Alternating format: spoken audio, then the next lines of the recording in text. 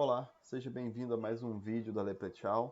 Dessa vez nós estamos aqui para falar de um modelo novo do SHM. Esse modelo foi chamado de SHV.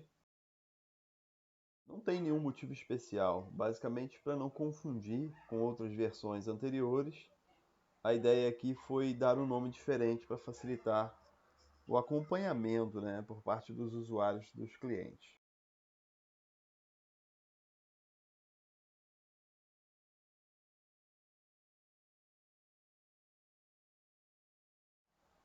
Então, vamos falar aqui rapidamente sobre o modelo anterior, né, o SHM.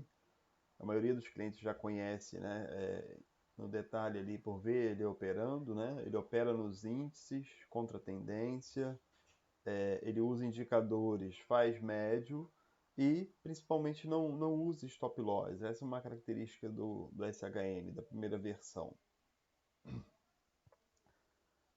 Agora nós temos o SHV. O SHV ele traz um pouco da primeira versão, algumas ideias que eu cheguei a incluir em um modelo 2, lançado em fevereiro de 2022. E, além disso, essa versão ela tem um stop loss nas entradas, né? E ela vai ter um sistema de hedge interno com a ideia de proteger as contas, né? Proteger as operações em cenários mais críticos, como Covid e esse cenário de 2022 que nós estamos passando, né? Consequência da pandemia e agora com essa questão da guerra, enfim, tudo isso que nós estamos passando. Então, basicamente, o que tem de novo tem stop em todas as entradas e tem um auto hedge que vai ser iniciado em determinado momento. Então vamos lá. Vou deixar aqui um outro, né, um alertazinho, né? Para quem não tem muita experiência com robôs, eu sugiro que não faça alterações, né, nos campos que eu vou mostrar aqui a seguir, tá?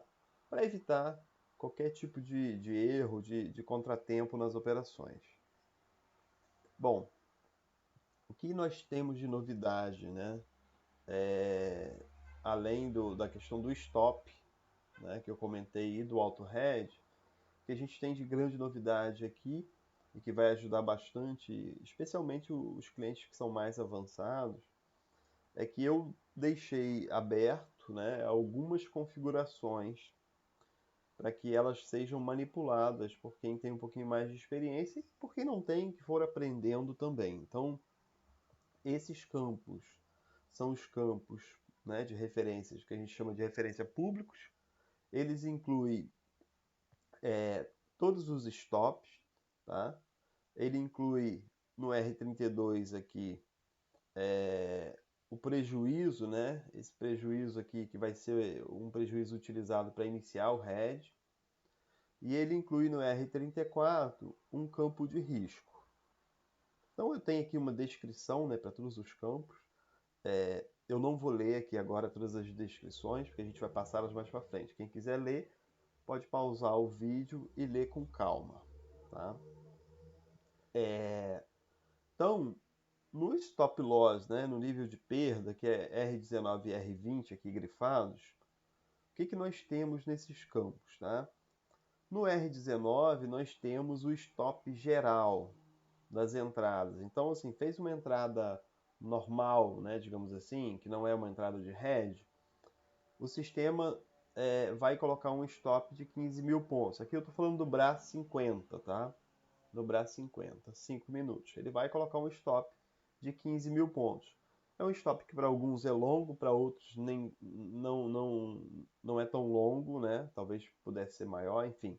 Foi o stop que eu encontrei que se encaixou melhor para não ter tantos stops em movimentos médios, né? E às vezes um pouquinho maiores. E no R20 nós temos aqui o stop específico das entradas de hedge. Então, digamos, né, fez uma entrada de hedge, ele vai colocar um stop de 6 mil pontos. Tá? O stop aqui ele precisa ser um pouco menor, Por quê? Porque eventualmente você vai ter uma entrada de hedge de duas vezes o lote inicial, ou de 3 vezes, dependendo da configuração.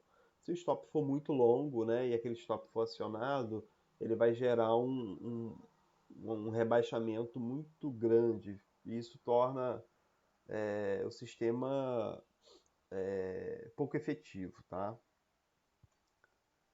Então, né, nos níveis de perdas aqui, eles serão calculados de forma automática, tá? Quem for mexer, né, for fazer alterações nesses campos, tem que ter uma certa atenção no ativo que está lidando, né? Como funciona a pontuação daquele ativo, para evitar de colocar um valor aqui que não faça sentido. Por exemplo, a gente está falando aqui do BRA 50. O BRA 50, 15 mil pontos e 6 mil pontos. Aqui não faria sentido, por exemplo, eu colocar 100 pontos no R20 ou 100 pontos no R19, porque seriam stops muito curtos para o BRA 50. A mesma coisa tem que ser observado para os outros índices, tá? Então, como forma de proteção, eu coloquei uma proteção interna para evitar que o usuário ele coloque um stop muito curto. Tá? Esse stop muito curto poderia trazer problemas. Então, por exemplo, o stop do hedge está limitado a 0,5% do ativo, né? E o stop geral está limitado a 1%. Então, se alguém tentar usar um stop menor que isso, né, 1% geral e 0,5% no hedge, provavelmente o sistema vai colocar um stop nesse tamanho, tá? Para qualquer ativo que for ligado. Então, tem essa proteção aqui. Em seguida, vamos falar aqui do auto hedge, né? O start do auto hedge. O auto hedge, até o modelo anterior, a gente usava um hedge à parte, né? Que a gente conseguia configurar o percentual. Nessa versão aqui, não tem mais essa possibilidade de configurar percentual, tá? A ideia aqui é a gente configurar o início do hedge e aí ele vai trabalhar conforme o risco que tiver alocado ali no R34, que eu já vou explicar também. Então, o início do hedge, né, ele está baseado num prejuízo, num valor de prejuízo. E por que eu estou trabalhando com prejuízo aqui e não margem da conta? Porque geralmente os clientes que rodam SHM, né, eles rodam diversos tempos gráficos, diversos índices diferentes. Então, se eu trabalhasse com margem, para eu trabalhar com margem, eu teria que trabalhar, digamos, um robô para cada conta, né, para eu poder ter isso. Por quê? Porque se eu não fizesse isso, eu não conseguiria simular no backtest, por exemplo. Né? Então, em vez disso, eu resolvi trabalhar com prejuízo aberto. Então, se nós estivermos, por exemplo, rodando o SHM e chegarmos a um prejuízo, nesse exemplo aqui, né, que é o que eu otimizei, de 1.875, maior, né, prejuízo maior que 1.875 por contrato, ele vai iniciar o hedge. Para a gente que está mais acostumado com o lote lá do CSA de 0,10, isso aqui seria $180, né? Aproximadamente. Então, abaixo disso, ele iniciaria o hedge, tá? Conforme eu estou mostrando aqui na tabela. Esse prejuízo aqui, se alguém quiser alterar ele, né? Porque ele vai estar aberto, para esse prejuízo não tem trava de segurança nenhuma. Então, se o cidadão colocar aqui menos $10, né, o sistema vai trabalhar com menos $10, tá? E vai iniciar o resto. Então, é importante ter atenção aqui. E aqui nesse prejuízo não precisa colocar ponto, vírgula, basta digitar o valor negativo conforme está aqui, $1.875, tá? Então, como eu disse, né, o sistema aqui, né, uma outra informação importante, ele já tem um cálculo interno que vai fazer um proporcional. Então, o campo R32 tem que sempre receber informação para um contrato cheio, mesmo para quem for operar com um fracionário, né, de 0,10, 0,5, enfim, algo nesse sentido. Ele já tem um mecanismo interno para fazer isso. Por quê? Porque eu vou lançar o sistema, né? E eu tenho diversos clientes diferentes. O cliente que não é tão avançado, ele simplesmente se preocupa apenas em mudar o lote inicial para ajustar o capital. Ele não tem essa preocupação de ficar buscando melhorias, esse tipo de coisa. Então eu precisava ter alguma coisa que fosse já, né, que atendesse todo mundo. Então eu fiz uma fórmula interna aqui para ele ajustar já com base no lote inicial. Então o dado que tem que ser informado aqui no R32 tem que ser sempre para um contrato, tá? E o sistema já vai se ajustar. Então, vou operar com 2 contratos, eu preciso mudar alguma coisa aqui no R32? Não. Vou operar com 0,10, preciso mudar? Não, o sistema já vai fazer isso, tá bom? Esse start do auto hedge aqui, ele só vai acontecer se a sua posição, né, se a posição do robô, ela for comprada, tá? Isso é importante. O hedge ele está programado para ser ativado somente para proteger em quedas. Não tem hedge, se o mercado for subir loucamente, não tem hedge. Aí somente stop mesmo para proteger. Por quê? Porque eu tenho limites dentro do robô, né, para programar. Eu não consigo programar para tudo, então eu tive que escolher um lado. O lado mais crítico tem se mostrado como sendo da venda, então eu resolvi colocar o hedge só na venda. Se a posição na queda eventualmente acionar alguns stops, né, de compras e ficar com a situação vendido, né, você está mais vendido do que comprado no geral e está com prejuízo, o robô não fará novas vendas de hedge, tá? Porque ele entende que se você está vendido, você não precisa de hedge, né? O mercado está caindo, você já tem posição de venda. Então, não tem hedge nessa hipótese, tá? Só vai ter hedge se você tiver comprado, né? E o seu prejuízo estiver acima de 1.875.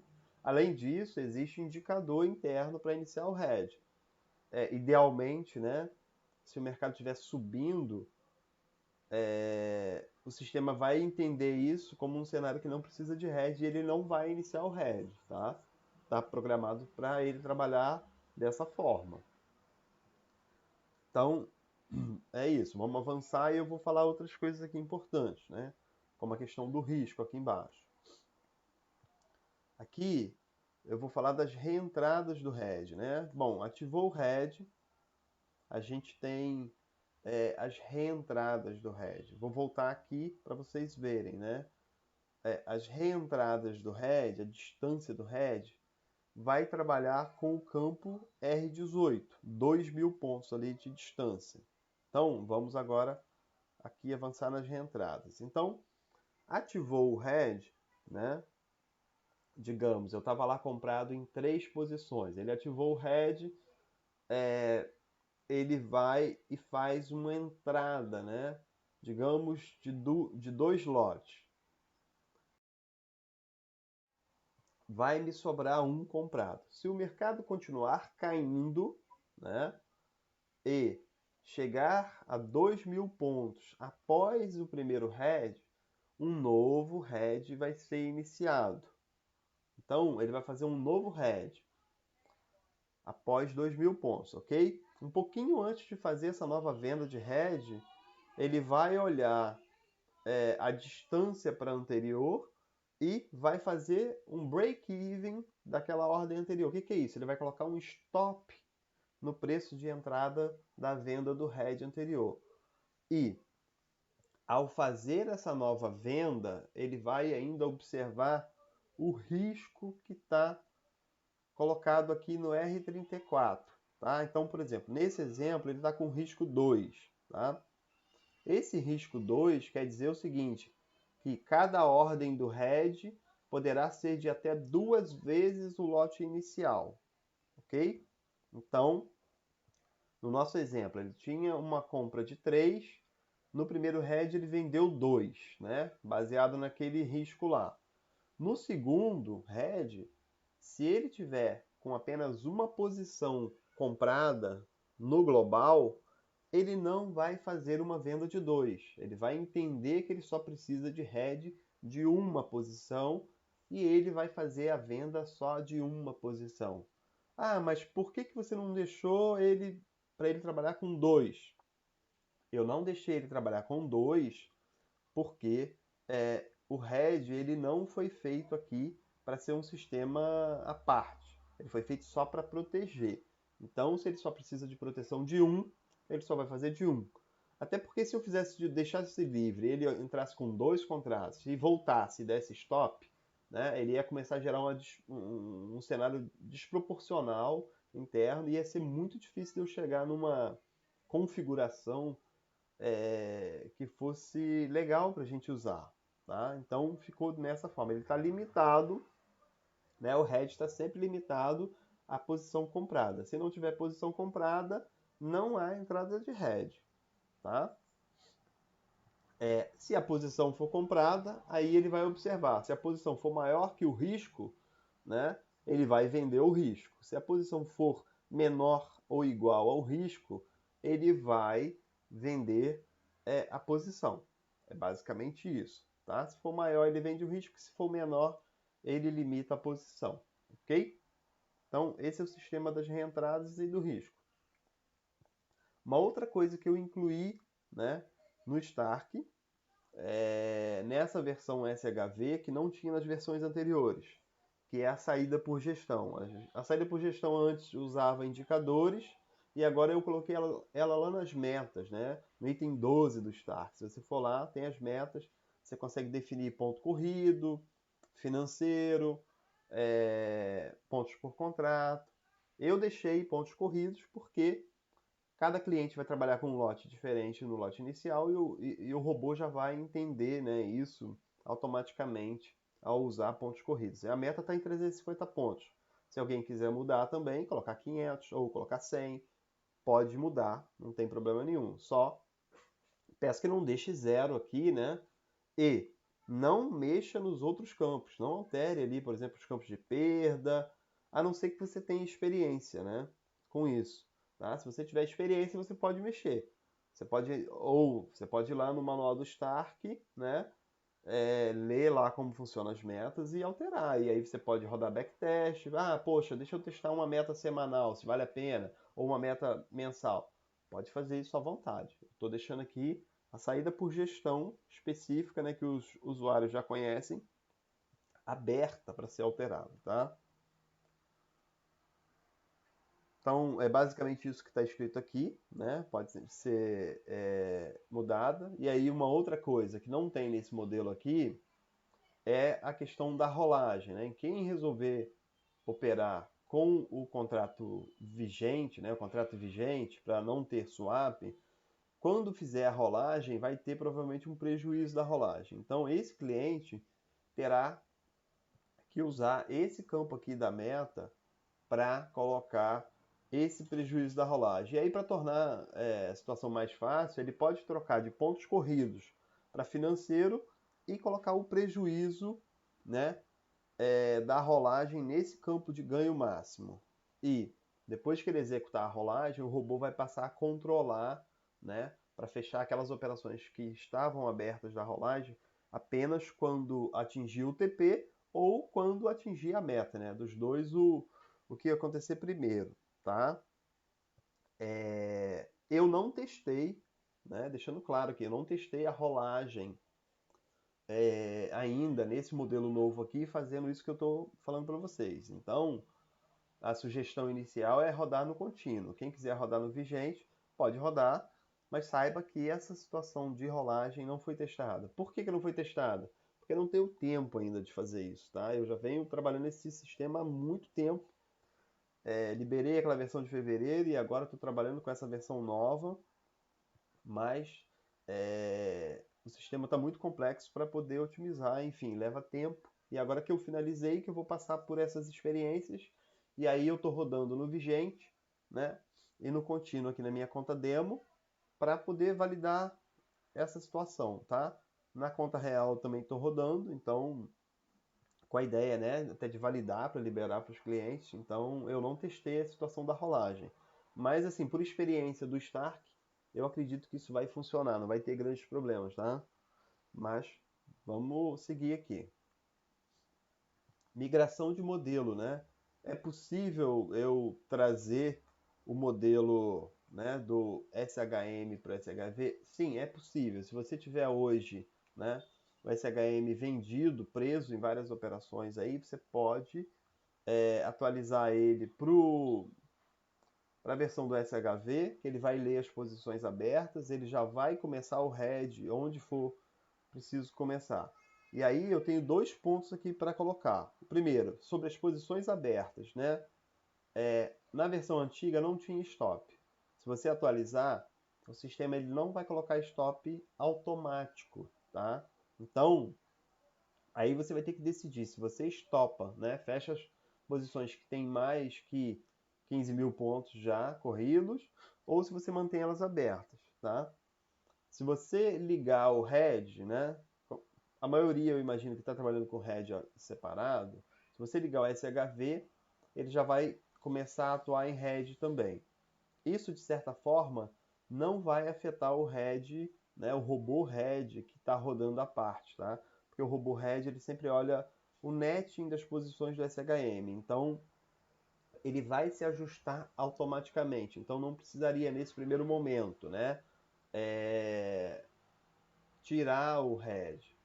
Quem quiser migrar todo o head para o SHV, aí vai ter que fazer o seguinte, vai ter que ver quanto que de head ele precisa ou quanto de head tem no outro aberto e abrir esses heads manualmente no SHV através da boleta dele.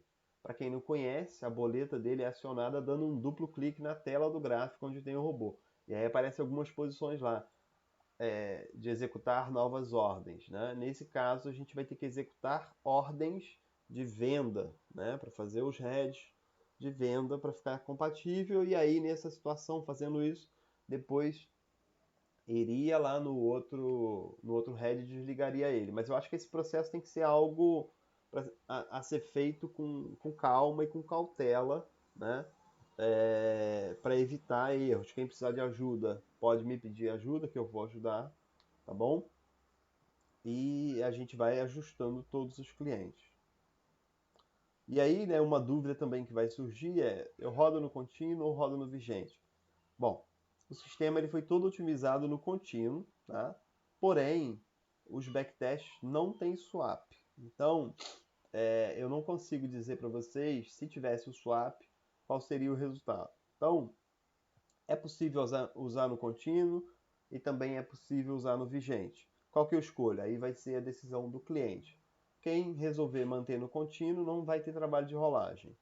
Quem migrar para o vigente terá que fazer rolagem e toda aquela burocracia, né? Aquela gestão de, no vencimento do contrato, ir lá e fazer a rolagem, ligar o robô no novo ativo, né? A gente já tem aí um videozinho sobre rolagem.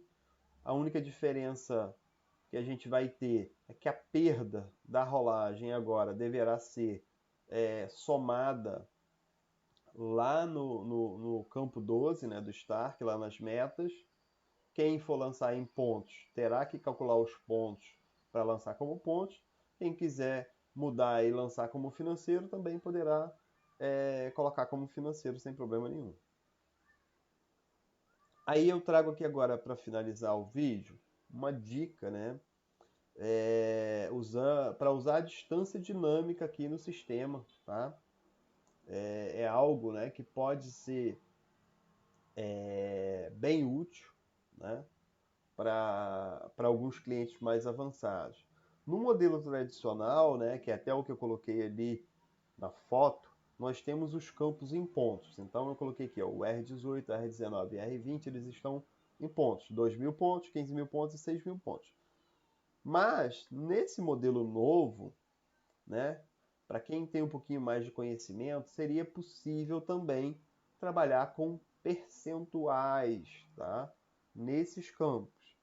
Então, quem quiser trabalhar com percentuais, obviamente, precisa tomar cuidado e ter atenção aqui, né, nessas configurações. Mas seria basicamente fazer isso que eu fiz aqui nessa foto aqui. Seria pegar o preço atual, que no Stark ele é representado pelo P, e multiplicar por 0,02, né? O decimal aqui no Stark usa o sistema americano, então 0,02 seria 2%, 0,15 seria 15% e 0,06, 6%. usando isso aqui, você vai chegar aos mesmos valores que eu tenho acima. O que que muda? Muda que quando eu estava em 131 mil pontos, por exemplo, 2% não era 2 mil pontos, né? Era um pouco mais. E a mesma coisa, agora como está abaixo de 100 mil pontos, a mesma coisa. Esses valores eles vão se ajustando automaticamente, né? Conforme cada preço, cada ativo.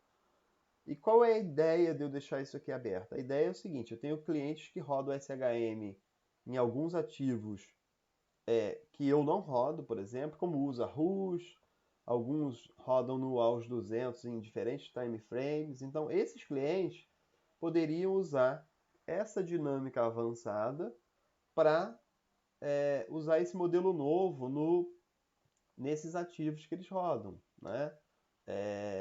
Fazendo isso, né, o sistema vai trabalhar. Eu fiz alguns testes aqui, o sistema vai trabalhar perfeitamente, tá? Em outros ativos, né, usando os percentuais no R18 a R20. Então isso aqui é algo que pode ajudar bastante aos clientes mais avançados. O que eu recomendo, né? Quem for testar isso, roda um backtest de pelo menos um mês, 3 meses usando isso aqui para ver que o sistema trabalhou certinho no ativo antes. Eu não testei isso aqui em outras corretoras, tá? Só testei na Active. Então, mais um motivo para rodar um backtestzinho de 1 a 3 meses para validar, né, que os stops, que a distância do head foi considerado certinho. E o backtest aqui tem que ser no modo cada tick, tá? Não pode ser o HLC. Tem que ser no modo cada tick. Perfeito? Então, era isso, né, que eu queria falar aqui para vocês nesse vídeo. Trazer um pouquinho aqui do sistema, né? Eu não sei se vai... Certamente vão surgir dúvidas aqui. Um forte abraço, obrigado aí pela atenção de vocês e até mais.